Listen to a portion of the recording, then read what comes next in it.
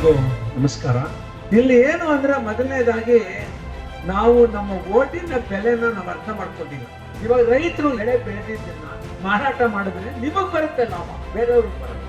ನೀವು ಕಷ್ಟಪಡ್ತೀರಾ, ಹೊಲಕ್ಕೆ ಹೋಗಿ ಕಷ್ಟಪಟ್ಟು ಎಲ್ಲ ಮಾಡಿದ್ದೀನ, ಬೇರೆಯವ್ರು ಯಾಕೆ ಲಾಭ ಮಾಡಬೇಕು? ಅದನ್ನ ನಾವು ಸರಿಪಡಿಸ್ಬೇಕು. ಅದಕ್ಕೆ ನಾವು ಈ ಮೂವ್ಮೆಂಟ್ ಶುರು ಮಾಡಿರೋದು ಅಂತ ಧ್ವನಿ. ಇದನ್ನ ನೀವೆಲ್ಲರೂ ಅರ್ಥ ಮಾಡ್ಬೇಕು.